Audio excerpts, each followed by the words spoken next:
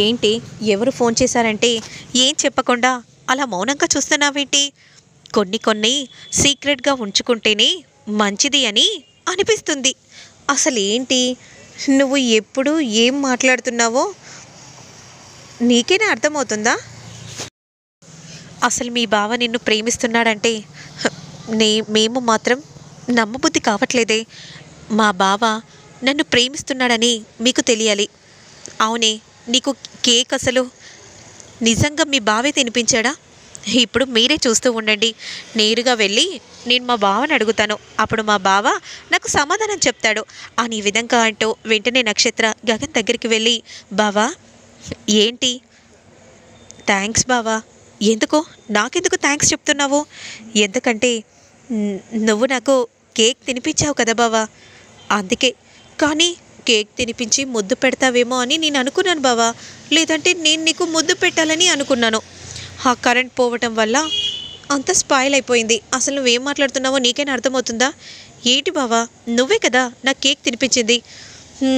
ఇప్పుడు తినిపించలేదంటే ఇలాగే నస కొనసాగుతుందేమో. తినిపించిందని చెప్తే ఎలాంటి నస ఉండదు అని గగన్ మనసులో అనుకుంటూ, సరే అయితే నేనే తినిపించాను అని అనగానే, థ్యాంక్స్ బావా, థ్యాంక్ యూ సో మచ్. విన్నారు కదా, ఇప్పటికైనా బావ నాకు తినిపించాడంటే ఇప్పటికైనా మీరు నమ్ముతున్నారా? అవునే, అర్థమైందే, మీ బావ తినిపించాడని అర్థమవుతుంది.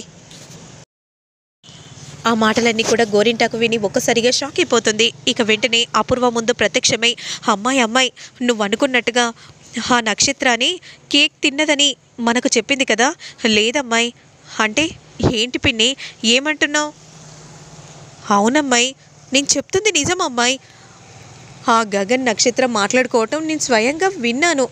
ఆ గగన్ గాడు నక్షత్రకు కేక్ని తినిపించాడమ్మాయి. ఏంటి పిన్ని? అవునమ్మాయి, స్వయంగా నేనే మాట్లాడుతుంటే విన్నాను. అభిమానంతో చూస్తున్నాను, పిలిచాను అని చెప్పింది. కానీ ప్రేమతో పిలిచిందన్న విషయం నువ్వు ఇప్పటికైనా తెలుసుకో అమ్మాయి అని అనగానే ఒక్కసారిగా అపూర్వ షాక్ అయిపోతుంది. అంటే ఇదంతా ప్రేమతో జరుగుతుందా? ఏదో ఒకటి చెయ్యాలి పిన్ని, లేదంటే ఇది ఎక్కడికో దారి తీస్తుంది. మరి ఇప్పుడు ఎలా అమ్మాయి? ఏం చేయాలని అనుకుంటున్నావమ్మాయి అని విధంగా అంటూ ఉండగా, నా దగ్గర ఒక మంచి ప్లాన్ ఉంది. ఏంటమ్మాయి అది? అప్పుడు వెంటనే ప్లాన్ అంతా కూడా అపూర్వ చెప్పేస్తుంది. అమ్మాయి అమ్మాయి, నీ కూతురు కదా, కన్న కూతురు అలా చేయటం తప్పు. కన్న కూతురని ఇప్పుడు ఆలోచిస్తే దాని జీవితం బుగ్గి పాలవుతుంది. అలా అవటం నాకు ఇష్టం లేదు. అందుకే నేను నా కూతుర్ని కాపాడుకోవాలని అనుకుంటున్నాను. కానీ రిస్క్ ఏమో అమ్మాయి, ఒక్క క్షణం ఆలోచించు. ఆలోచించే అంత టైం కూడా లేదు. నేను నిర్ణయం తీసుకున్నాను, ఈ ప్లాన్ని అమలు చేయండి. ముందు అందులో ఉన్న ఒక ఫ్రెండ్ని త్వరగా పిలిపించండి అని చెప్పగానే, సరే అమ్మాయి అని అంటూ అక్కడి నుండి వెళ్తూ ఉంటే, ఇక మరోవైపు చూసారా నేను కేక్ తినిపించాను? ఏంటన్నయ్య, నువ్వే కేక్ తినిపించావా లేదంటే భూమిని తిందో ఎవరికేం తెలుసు? అసలు ఏంటి నువ్వు ఇంత చెప్పినా కూడా నువ్వు ఇలా మాట్లాడుతున్నావేంటి? అయితే నేరుగా వెళ్ళి నువ్వే అడుగు, అప్పుడు తెలుస్తుంది కదా అని అనగానే, సరేనా అన్నయ్య, ఇప్పుడే వెళ్ళి భూమితో మాట్లాడతాను అని అంటూ వెంటనే భూమి దగ్గరకు వస్తుంది బిందు. భూమి, ఏంటి బిందు, కేక్ నీకు ఎవరు తినిపించారో నాకు బాగా తెలుసు. ఏంటి, నీకు తెలిసిపోయిందా? అవును, మా అన్నయ్యే కదా. నీకెలా తెలుసు? ఓ, నువ్వు ఇలా మాట్లాడగానే నాకు అర్థమైపోయింది, మా అన్నయ్యే తినిపించాడని. అర్థమైంది, నువ్వు మా అన్నయ్యని ప్రేమిస్తున్నావు కదా అని అంటూ ఉంటే, భూమి చాలా కంగారు పడిపోతూ చూస్తూ ఉంటుంది. మీ అన్నయ్య నీకు చెప్పేశాడా అని అంటూ ఉంటే, అంటే నువ్వు ప్రేమిస్తున్నావు అన్నమాట అని అంటూ చాలా సంతోషంగా చెర్రీ దగ్గరకు వచ్చి, ఎరా అన్నయ్య, కంగ్రాట్స్ అన్నయ్య, భూమి నిన్ను ప్రేమిస్తుందని చెప్పింది అన్నయ్య అని అనగానే, చెప్పాను కదా మీరే నమ్మలేదే. అవునరా, ఇక నీ ప్రేమ ట్రాక్ మొదలైంది అని ఇందో అంటూ ఉంటుంది. ఇక మరోవైపు నక్షత్ర ఫ్రెండ్ని తీసుకుని వస్తుంది గోరింటాకు. ఆంటీ, ఏంటంటే నన్ను ఎందుకు పిలిచారు? నక్షత్ర, నిజంగా చెప్పమ్మాయి, గగన్ని ప్రేమిస్తుందా? అమ్మో, ఇప్పుడు ప్రేమిస్తుందని చెప్తే గొడవలు జరుగుతాయేమో, ఏం చేయాలి? లేదంటే నాకేం తెలీదు, నిజంగా చెప్పు. ప్రేమ ఉందో లేదో తెలీదు, కానీ భావన మాత్రం ఇష్టపడుతున్నాడని మాత్రం తెలుసు ఆంటీ, అంతకు మించి నాకేం తెలీదు. అవునా? అంటే ప్రేమకు 3 స్టెప్పులుంటాయి.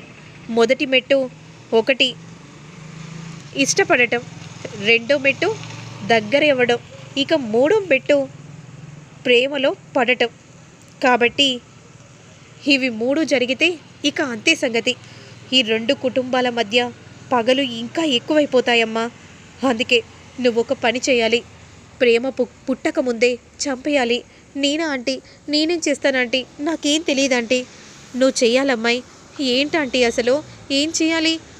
ఏముంది, ఆ గగన్ ఫోన్ నువ్వు కొట్టేయాలి. నేను గగన్ ఫోన్ ఎలా కొట్టిస్తానంటే నాకేం అర్థం కావట్లేదు. ఆ గగన్ గాడి ఫోన్ నువ్వే ఏదో ఒకటి చేసి కొట్టేయాలి. అప్పుడు నా కూతుర్ని కావాలని నిన్ను రూమ్కి పంపిస్తాను. డ్రెస్ చేంజ్ చేసుకుంటుంది. అప్పుడు నువ్వు వీడియో తీయాలి. అప్పుడు నువ్వు ఎక్కడ ఫోన్ పడిస్తే మా బావకి ఆ ఫోన్ చేరేలా నేను చూసుకుంటాను. అప్పుడు అందులో తన కూతురి వీడియో చూసి షాక్ అయిపోతారు. అప్పుడు నక్షత్ర ఇది గగన్ ఫోన్ అని తెలుసుకొని ఆ గగన్ చెంప పగలగొడుతుంది. అప్పుడు వాళ్ళ ప్రేమ ఇక ఉండదు. ఇలా చేయక తప్పదు. ఆంటీ, ఇదంతా వద్దాంటీ. ఇలా చేయక తప్పదమ్మా. నా కూతురి గురించి ఆలోచించి నేను ఇలా చేస్తున్నాను. నాకు భయం ఇస్తుందంటీ.